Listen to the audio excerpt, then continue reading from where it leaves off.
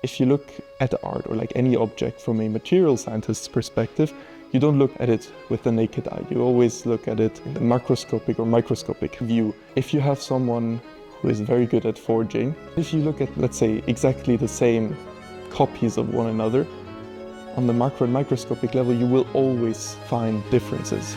So why not use these differences that are inherent to a piece to identify it? My name is Gregor Kisters. Over the past year, I've been working on a project that is called SmartStamp.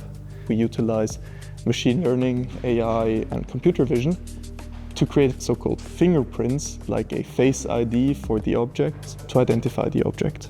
So any collectible in your collection you can register with your phone. So we use this original print of Banksy's flower bomber to demonstrate the actual use case of our solution. The photograph does not carry any signature or identifier. How can you make sure that this is an original photography, for example? Should they have had our solution in the past, it would have been quite easy. I will just register the artwork, and now we will select a few points that we're going to register more closely. For example, those flowers. We'll take multiple registrations on the surface. So should one get destroyed, for example, we'll have multiple to register. Now we submit it to the blockchain. This is basically to ensure that we cannot change any of the data that we are provided through zero-knowledge proof. So now this is saved.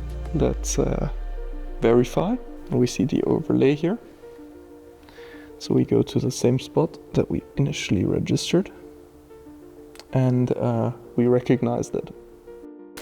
So I'm unpacking this new deck of cards.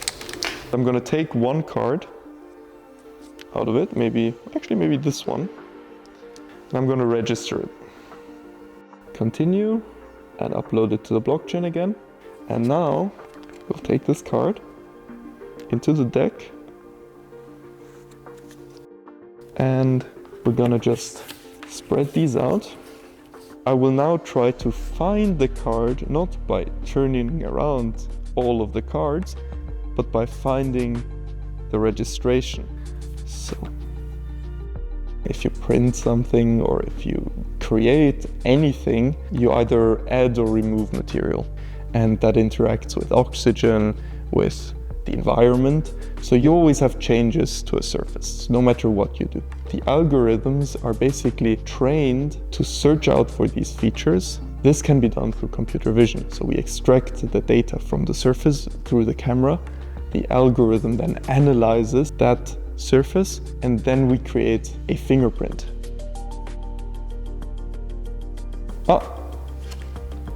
It's the card. Yeah, so magic trick complete.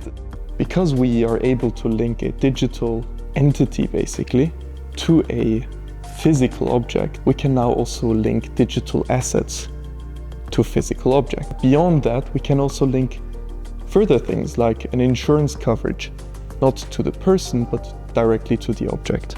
So this means that, for example, if an object is transacted, inherited, etc., the coverage does not end with the transfer, but it continues on.